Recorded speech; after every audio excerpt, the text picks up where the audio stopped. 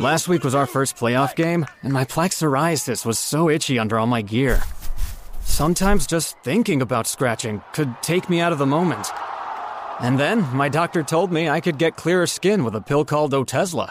Otezla apremilast is a prescription medicine used to treat adult patients with plaque psoriasis for whom phototherapy or systemic therapy is appropriate. Otezla can help you get clearer skin after just 4 months. Okay, ready for the next game. Talking to my doctor about a pill was a total game changer.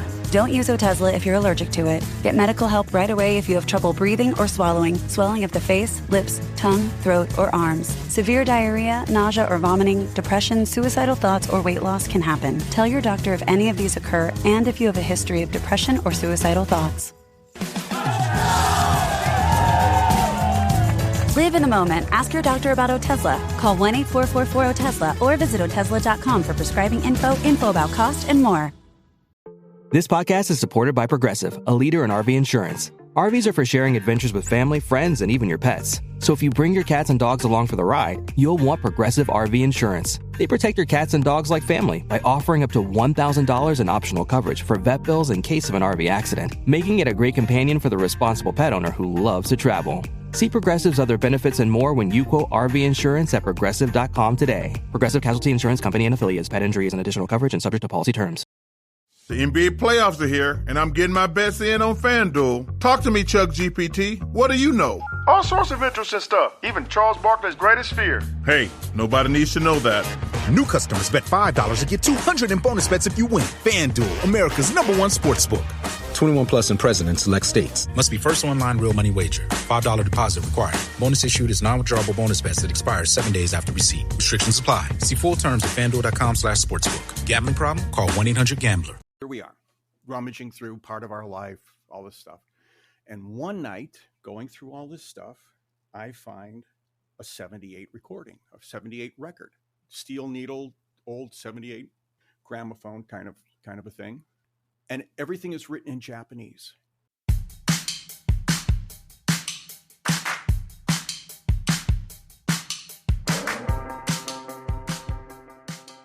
Welcome to another new episode of Live Through That. I'm your host, Mike Hipple, and on this podcast, we'll dig a little deeper into a pivotal moment into the lives of some of my favorite artists from the 80s and 90s.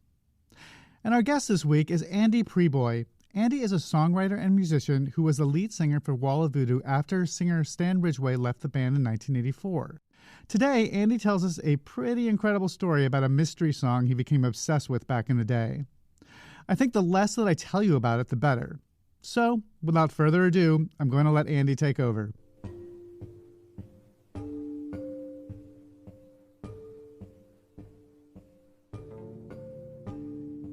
Thank you for having me on the show, Mike. This story begins in 1979 in San Francisco. Now, let me set the stage for you. In 1979, I'm a new wavy punk rocker, broke artist living in the Polk Gulch area of San Francisco. I'm living with an alluring poetess. My band is called Eye Protection. I'm the lead singer and the songwriter, and we are poor. The alluring poetess and I, we work during the day as janitor and janitresses at a company called American Made, scrubbing out the toilets of the rich, and really not making a lot of money, enough to pay rent and food. And, you know, we're 20, 21, and poor, and hungry. Now, down the way from San Francisco, up the block, was a supermarket called Cala, C-A-L-A, Cala. And it was in the shape of, it was a 50s design, and it was in the shape of large cat-eyed sunglasses. And it was open 24 hours, and, you know, we would go to buy our groceries there, etc., when we had the money. And in front of Cala was a charitable donation box, a large, almost shipping container, large charitable donation box where people would come and dump their clothes and throw their all their detritus inside. Well, it being San Francisco, and people are always moving and trying to find new apartments and breaking up and getting together, and let's throw this out, let's move this here. there was always, that box was always full. It filled up really, really, really quickly. And when it filled up, people would come and put the stuff they wanted to donate. Where could they put it? They put it in front. And by about 10 or 11 o'clock at night, there was this pile of stuff outside the charitable donation box. And part of our life was to go to Kella and rummage through the stuff left outside the charitable donation box. Was it stealing? Well, we never took things from inside the box. That was off limits. The stuff that had made it into the box was like it had made it into gold, no fair tag backs. But if it was outside the box, well, there was some karmic wiggle room. I mean, could you prove that the stuff outside the box was specifically meant for charity? How can one prove that? Maybe it was just dropped off. Maybe somebody saw the box was filled and thought, well, hell, I made the right gesture. If somebody can use this stuff, well, good luck and God bless. Which was just a nice way of saying, I'm not lugging this shit back up 3 flights of fucking stairs. Fuck it. If somebody wants it, they can take it. And if that indeed was the case, we took it. So that's the way we felt. And it was me and the poetess and the guys in the band and other people from the neighborhood and old folks. And everybody would kind of gather around this thing and just kind of go through stuff and see what was there. And as I said, nobody ever went inside the box. It was just always these piles of stuff. And some nights there'd be some great stuff there. And some nights there would be just like those plastic cutlery trays, you know, the yellow plastic cutlery trays. Really, how many cutlery trays do you need in one lifetime? So you wouldn't get it. The little spatulas with the white tip, lots of those. But other nights, there was some great stuff there. There would be books and shoes and records and jackets and dresses and umbrellas and boots. And this is 1979, remember.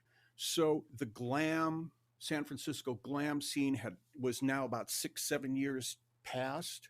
So there was all this old glam detritus inside here. And I found this one great powder blue tuxedo, double knit tuxedo jacket with lapels out to here, with black buttons, powder blue, black lapels, black buttons. Of course you're going to take that. I don't know where I'm going to wear it, but I'm going to take it. One of the things I found was black patent leather tap shoes with big taps on it. When I would have temporary jobs downtown, I would wear those taps and like clack my way through downtown. So we find all kinds of stuff. My poetess and I, we decorated the whole apartment with platform shoes that we found there, and album covers from, like the worse the record, the better, more likely it would go up on the wall. So was just a part of our life, was to go to the Cala drop-off box.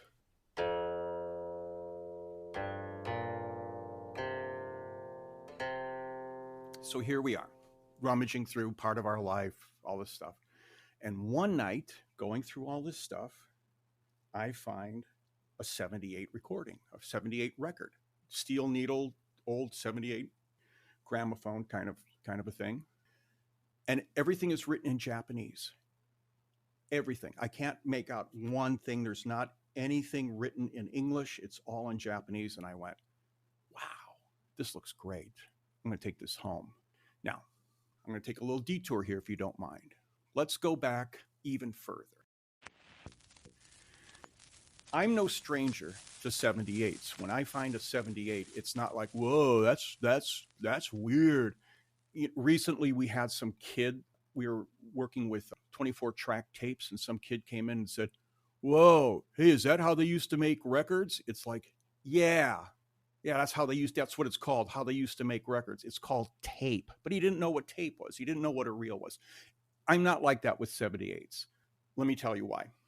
In the 60s, my twin brother, Joe, was a very diligent, hardworking young boy. I was the black sheep, but he was a very diligent, blue-eyed, blonde-haired young lad who had a paper route, a newspaper route. He would deliver newspapers and accumulate money. And when he had enough money, he, at 11, 12, 13 years old, had a fondness, an obsession for gramophones. He loved old tech. Where there were gramophones, there were 78 RPM records. And those were going for pennies. And Joe, of course, bought as many as he could get his hands on.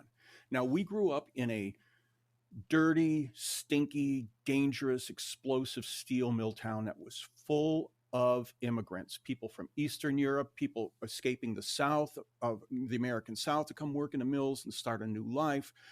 Huge Mexican population, Latvian, Lithuanian, Polish, German, Irish. Everybody was in our little stinky town working in the steel mills. So the 78s you tend to find were either ethnic oriented or old folk music or anything. We would just find the stuff and we played it and we loved it. You know, we're 13, 14 years old. We're listening to the Beatles and the Stones and the Kinks on AM radio. That's everybody did back then. But we also had this little time machine to listen to, like, the Dead get reanimated and play their instruments again with this weird crackling noise. And here's a great thing. Here's a great detail about humanity. Old people's grandparents would find out that this blue-eyed, blonde-haired, very earnest, very sincere young man who really, really liked older people. My brother just adores old people, loves to hear their stories. They would say, "Oh my God, you like that? Oh, that's real music. We still have our 78s." And what happened is they threw out their Victrolas and their gramophones and all that stuff after the Second World War. They bought new stuff, but they didn't have the heart to throw out their records. They could throw out the way you played the music, but they just had an emotional attachment to their records. This happened time and time and time again. They'd find out that Joe loved old 78s, and they would say, "Here, if you like this, take it." And we'd get a stack of this stuff. And I think I can say proudly that Joe and I were the only kids in our grade school and high school who knew the words to "Oh, Schneider, does your mother know you're out?" And "Why don't you look me up down in Chichahachiwachi?" I don't know where "Why don't you look me up down in Chichahachiwachi" came from. It could have been from an old 30s musical or 40s movie. You know, there was no Google at that time. You couldn't find this stuff out. It's a great song. "Why don't you look me up down in Chichahachiwachi? It's a spooky little, kooky little, creepy little one-horse town." Great song and a great big band kind of jazz arrangement. You know, maybe if I sang it into Google, it'd tell me where that came from, but I don't know if I want to know.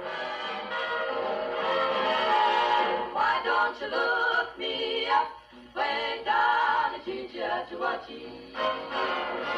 Chichahachiwachi is my hometown. So why don't you look me up down in Chichahachiwachi? It's a sleepy little, creepy little, wonderful one-horse town. Here I am in 1979, a little dirty, poor punk rock new waver in San Francisco, finding an old 78 going, "Oh yeah, I'm going to take this home." And I took it home and I put it on the Poetess's turntable. And it was unbelievable. It just was so... Here, play it for the people.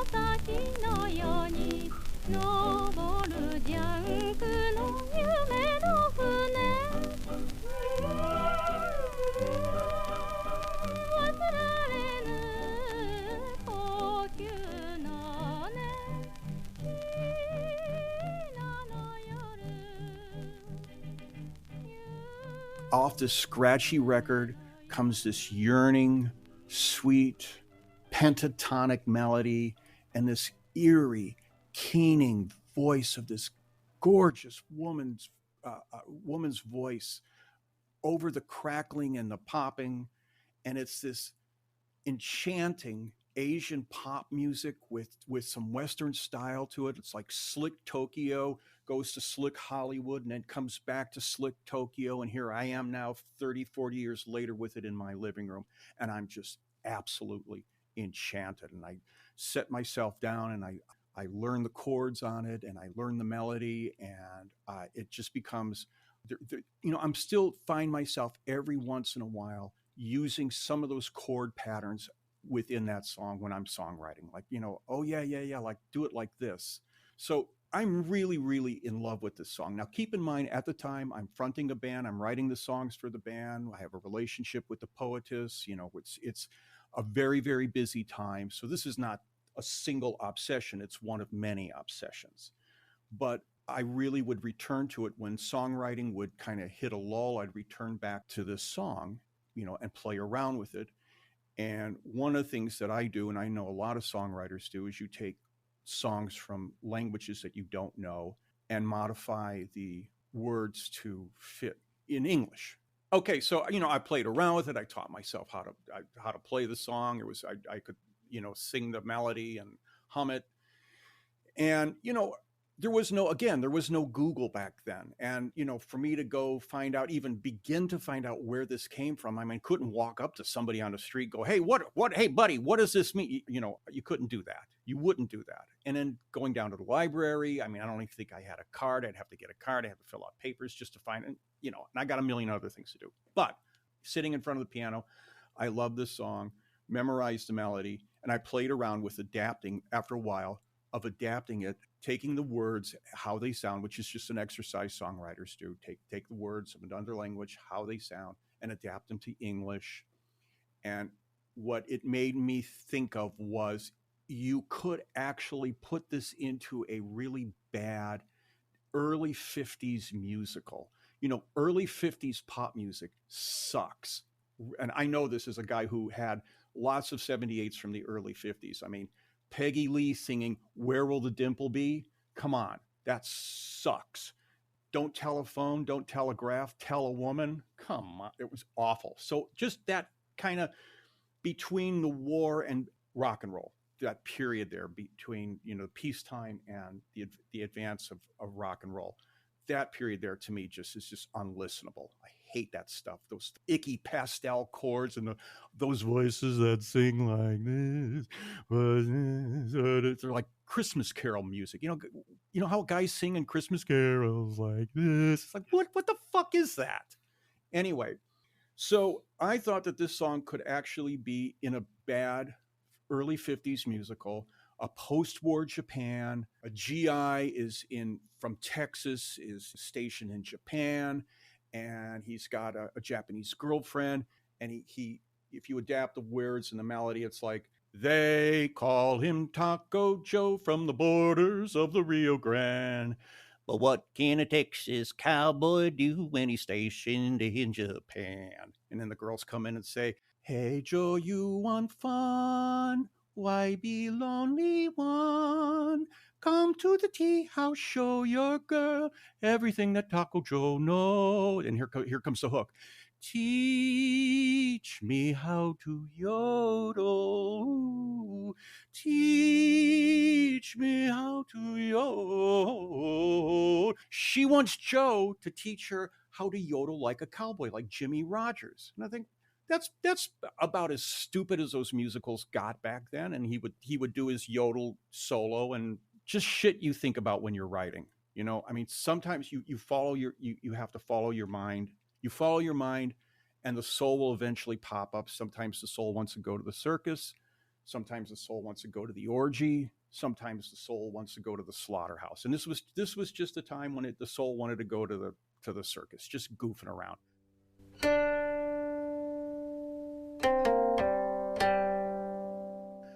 So now there is a reason why I mention this.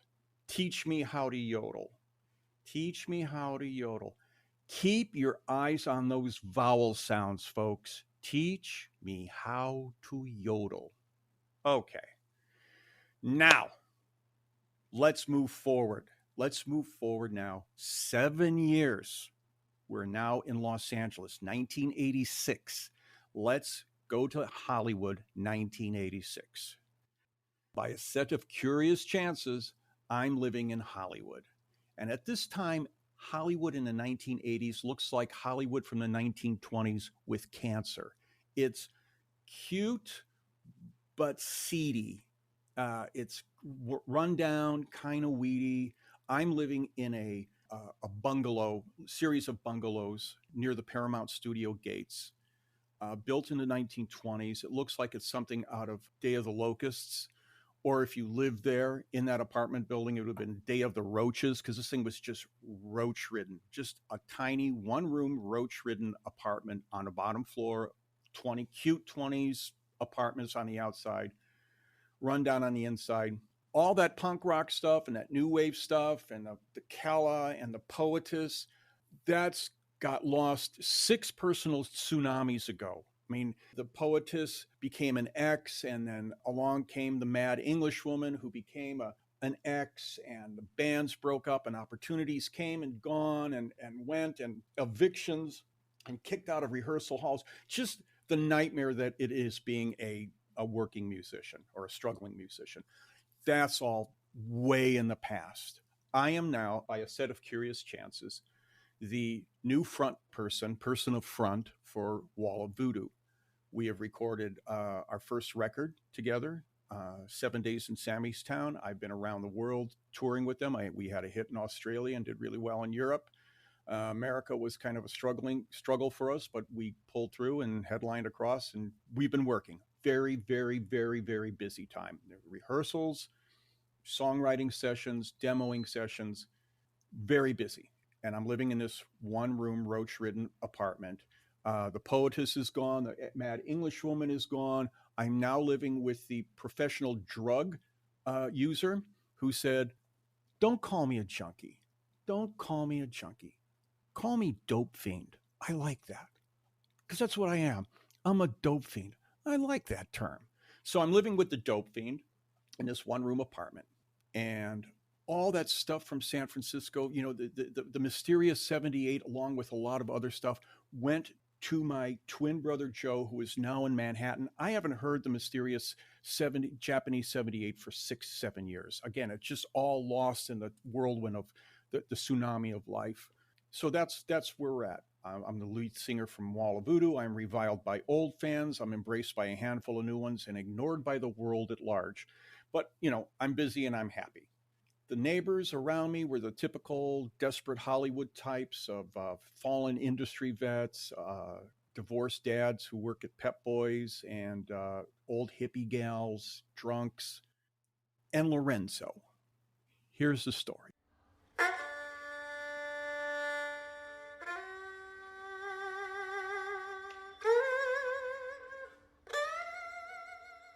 Lorenzo lived catty corner from me. Lorenzo was about 6'8", 6'5", looked like 6'8", heavy like a giant bear. And he talked like this. "Hi, Andy.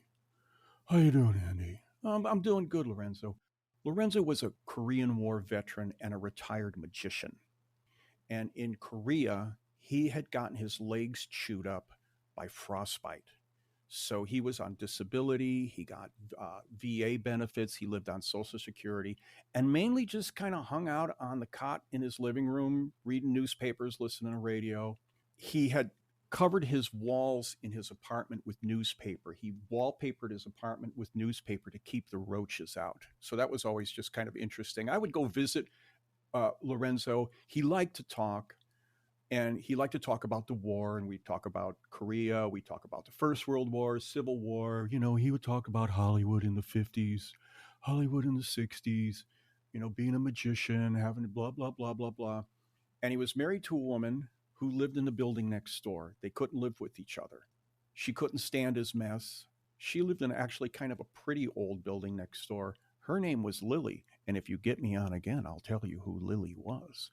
So I used to like to talk to him about the First World War, and he was kind of a know-it-all. He'd kind of talk a lot, and he'd, tell you about, "I'll tell you, Andy, the Battle of the Somme was blah, blah, blah, blah, blah." And, I'd sit there smoking cigarettes on it's hot. It's LA, it's hot. You're sitting in this sad old man's dusty grimy apartment with newspaper wallpaper talking about the First World War.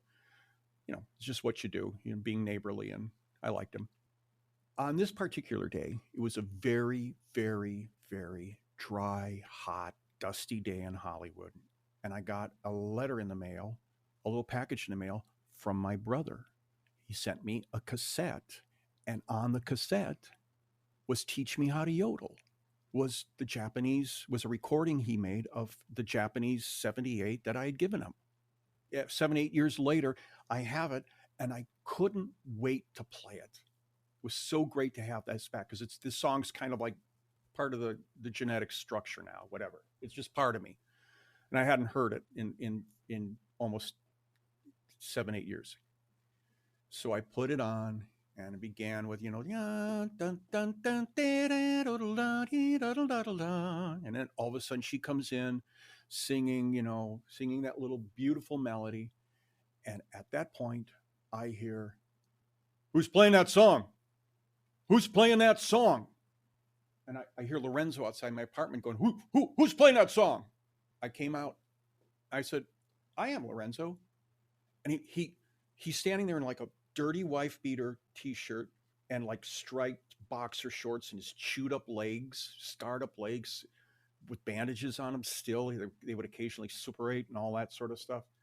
And he just staggers, like limps down, walks really fast up to me and says, "That's China Nights." I said, "What?" He said, "That's China Nights." I said, "That's the name?" He goes, "She ain't got no yo-yo." I said, "What?" He said, "She ain't got no yo-yo." I said, "What?" I said, "Lorenzo, what are you saying?" He says, "That's what we said she was singing. She ain't got no yo-yo." I said, "Who, Lorenzo?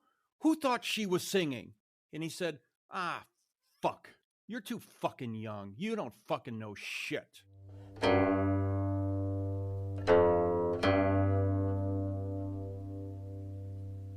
I said, "China Nights, is that the name of the song?" He goes, "She ain't got no yo-yo." I said, "What are you saying?" And then he said, "In Korea, during the war, I'd be in my fucking foxhole at like 2:00 in the morning, and it's like 20 degrees below zero, and I'm freezing my ass off, and it's dark, and it's quiet." And he said, all of a sudden, the loudspeakers come on, and it's the Red Chinese, and they're saying, "Hey, Yank, we're coming for you. We're coming for you when this song is over. Get ready, Yank." And they begin to play that song. And you're just sitting there listening to that fucking song, and you're waiting for them to come, because they're going to come, and they're going to keep coming, and they're going to keep coming. And you can shoot and shoot and shoot and shoot till all your ammunition is gone, and they're going to keep coming. They're not going to stop. They're using human wave tactics. The Red Chinese are just coming and coming and coming, and you're shitting your pants. You're so scared. And then he said, "Do me a favor. Don't ever fucking play that song again." I said, "No, I won't." And that's the story. That's what I came to tell. I came to talk about the time I triggered a post-traumatic episode in a retired magician who was a maimed Korean war vet.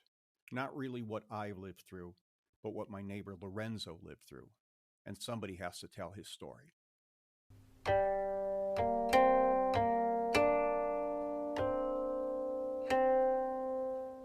Now, early on, I asked you, the dear listener, to pay attention to the vowel sounds of Teach Me How to Yodel, the theme song from my imaginary bad post-World War II musical about occupied Japan. Now, in 1979, if you remember, while I was ignorantly and playfully singing Teach Me How to Yodel, in the early 50s, thousands of American soldiers knew the song as She Ain't Got No Yo-Yo. Hear the vowel sounds? Teach me how to yodel. She ain't got no yo-yo. Yo-yo, yodel. See, these are the things that songwriters, that lyricists obsess over. Hey, wait a minute. She ain't got no yo-yo. Now there's a hell of a title for my next musical.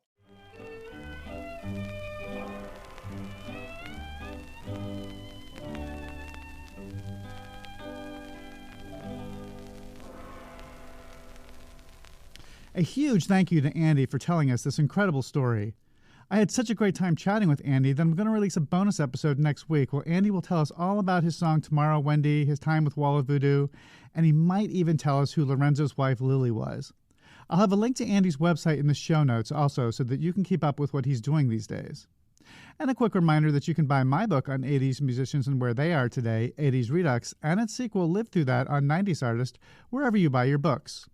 And if you like this show, of course, please leave a review where you're listening. It always helps others find us. And of course, subscribe so that you won't miss an episode. Thanks for listening.